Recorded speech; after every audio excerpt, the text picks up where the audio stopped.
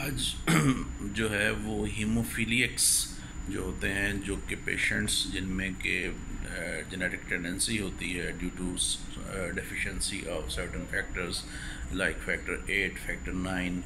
Von Willebrand factor और some other rare disorders like factor 13 disorder and factor 7 disorder, उनकी हम बात करेंगे। उसमें जो क्लिनिकली सबसे ज़्यादा इम्पॉर्टेंट है और जिन बीमारियों का सबसे ज़्यादा इंसिडेंस है वो हीमोफीलिया ए बी यानी कि फैक्टर 8 एंड 9 डेफिशिएंसी रिस्पेक्टिवली, और वॉन विलिब्रेंड डिजीज़ के जो पेशेंट्स हैं ये काफ़ी ज़्यादा है। काफ़ी ज़्यादा से मुराद ये है कि दीज आर इन हंड्रेड्स और probably in a few thousand. तो इसलिए ज़ाहिर है कि कंसर्न है कि इन पेशेंट्स को भी जब वैक्सीनेशन करनी है तो वो कैसे की जाए। इन पेशेंट्स में जो चीज़ होती है काबिल गौर वो ये होती है कि इनको इंट्रामस्कुलर इंजेक्शन नहीं लगाया जाता, क्योंकि सुई जो ही उनके पट्ठों के अंदर जाएगी तो पट्ठों के अंदर इनको ब्लीडिंग हो जाएगी, और वो ब्लीडिंग जो है वो उससे फिर ज़ाहिर है कि हीमोटोमा बन सकता है और कॉम्प्लिकेशंस हो सकती हैं। और दूसरा कंसर्न इसमें एलर्जी का है। एलर्जी का भी हमने अपने फेसबुक पेज के ऊपर एक ब्रीफ सा दिया था कि जो पेशेंट एलर्जिक हों या जिनको फ़र्स्ट डोज से एलर्जी होगी हो उनको कैसे आपने डील करना है, तो वो कैसे अपनी वैक्सीनेशन लगवाएं। तो उसकी वीलॉग भी हम बनाएंगे, लेकिन फ़िलहाल जिन लोगों ने देखना है वो हमारे फेसबुक पेज के ऊपर जो है वो देख सकते हैं। उसमें यह है कि जैसा कि हीमोफीलिया जो है वो 1 ए और बी, ये फर्दर इनकी जो क्लासिफिकेशन होती है वो स्वेयर, मॉडरेट और माइल्ड डिसऑर्डर्स में होती है। तो जो माइल्ड डिसऑर्डर है उसमें तो किसी किस्म की भी एहतियात की ज़रूरत नहीं है, वो नॉर्मल तरीके से अपनी वैक्सीन लगवा सकते हैं। जो माइल्ड डिसऑर्डर्स हैं और इवन के जिनकी 10% से ऊपर है फैक्टर 8 या फैक्टर 9 लेवल या वॉन विलिब्रेंड लेवल, उनको नॉर्मल तरीके से आप लगा सकते हैं। जिनकी फैक्टर 10 जिनकी लेस दैन 10% लेवल्स हैं फैक्टर्स के, उनको फॉर प्रैक्टिकल पर्पसेस, वैसे तो 5 से शुरू होता है, 5% से शुरू होता है मॉडरेट डिजीज़, उससे नीचे, लेकिन यह है कि फॉर प्रैक्टिकल पर्पसेस आप उसको वैक्सीनेशन के लिए उसके अंदर मॉडरेट डिजीज़ में रख सकते हैं। तो सीवियर टू मॉडरेट डिजीज़ के जो पेशेंट्स होते हैं उनमें सबसे पहला जो काम करना है वो ये है कि नीडल आपने बहुत ज़्यादा बारीक यूज़ करनी है। बाज़ वैक्सीनेशंस होती हैं वो प्री फिल्ड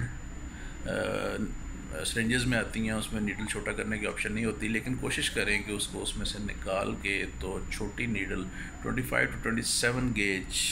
नीडल जिसमें जो कि इंसुलिन की सिरिंज की होती है उसमें डाल लें और उससे लगा दें,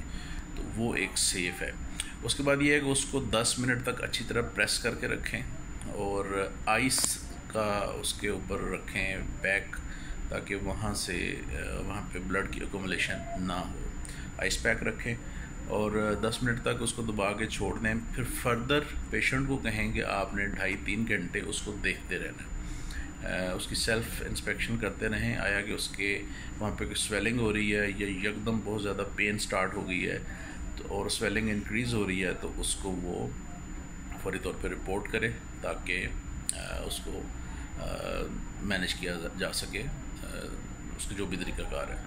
उससे। उसके बाद ये है कि अगर फर्दर 1 to 2 डेज़ उसको होम इंस्पेक्शन करनी है, अगर तो जस्ट बाजू में दर्द है, दर्द थोड़ी बहुत इंक्रीज़ होती है तो उसका कोई मसला नहीं है, लेकिन दर्द बहुत ज़्यादा हो जाती है या वहाँ स्वेलिंग हो जाती है और स्वेलिंग का साइज़ इंक्रीज़ होना शुरू हो जाता है तो फिर वो दैट इज़ वरीसम। तो उसको फिर फौरी तौर पे अपने हीमोफीलिया सेंटर में या जहाँ भी आप की फैसिलिटी है हॉस्पिटल की, वहाँ पे आप उसको रिपोर्ट करें और उनको अपनी हिस्ट्री दें ताकि उसको प्रॉपर्ली मैनेज किया जा सके। उसके बाद ये है कि जो पेशेंट्स होते हैं वॉन विलिब्रेंड डिजीज़ की, तो उसमें जो टाइप 1 वॉन विलिब्रेंड डिजीज़ है या टाइप 2 है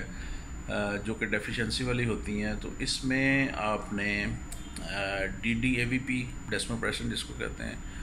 या ट्रेनिक्सेमिक एसिड जिसको कि ट्रांजामीन के नाम से बड़ा फ्रीक्वेंटली अवेलेबल है, तो उससे आप दे सकते हैं। प्रायरली उसको वो दें और उसके बाद फिर आप उसको वैक्सीन दे सकते हैं नॉर्मल तरीके से। उसके बाद ये है कि एक जो कंसर्न होता है मोलेकुलर मेडिसिन एमिसीजुमैब, जो पेशेंट ले रहे होते हैं उनको किसी भी किस्म की प्रिकॉशन की कोई ज़रूरत नहीं है, वो प्लेनली जिस भी तरीके से चाहें वो वैक्सीन ले सकते हैं, उससे कोई साइड इफ़ेक्ट नहीं होगा। और उसके बाद ये है कि जो टाइप 3 वल्नरेबल ब्रेन डिजीज़ है या सीवियर हीमोफीलिया डिजीज़ है, टाइप 3 भी सीवियर डेफिशिएंसी होती है और that is also accompanied by factor 8 deficiency, और अलहदा से फैक्टर 9 और फैक्टर 8 की डेफिशिएंसी भी हो सकती है। तो उसके जो पेशेंट्स हैं वो अपने रिकम्बिनेंट फैक्टर्स लगवा के तो फिर वैक्सीनेशन लें, उसके बगैर ना लें, क्योंकि उसके बगैर उनको डेफिनेटली हेमाटोमा या वो प्रॉब्लम्स हो सकते हैं। जो पेशेंट्स एंटीकोएगुलेंट्स ले रहे हैं उनमें विदिन 3 डेज़ 72 आवर्स आपने पेशेंट का INR या APTT करवाना है। अगर वो थेराप्यूटिक रेंज में है तो पेशेंट जो है वो वैक्सीनेशन ले सकता है, उसमें उससे कोई प्रॉब्लम नहीं होगा। उसके अलावा ये है कि पेशेंट जो किसी भी पेशेंट को कोई भी एडवर्स रिएक्शन आता है तो वो फौरी तौर पे उसको रिपोर्ट करना चाहिए। एडवर्स रिएक्शंस में एनाफिलेक्टिक रिएक्शन हो सकता है, या और उसके अलावा उसमें हो सकता है कि फ़ीवर हो सकता है, पेशेंट को वार्मथ फील हो सकती है एट द फोकल हो सकती है, या जनरलाइज वार्मथ हो सकती है, रेडनेस हो सकती है उस साइट की, इची स्किन रैश हो सकता है, और शॉर्टनेस ऑफ ब्रेथ, और स्वेलिंग ऑफ फेस और टंग की जो स्वेलिंग है that would be life threatening, क्योंकि वो आपका एयरवे ब्लॉक कर देगी।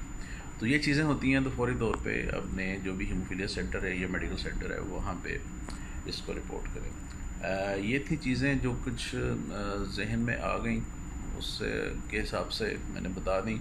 इसके अलावा कोई क्यूरीज़ होंगी तो वो ज़ाहिर है कि क्वेश्चन आंसर इस वीडियो के नीचे जो भी होंगे उसको हम आंसर करेंगे। Thank you very much for following and thank you very much for viewing. अस्सलाम वालेकुम।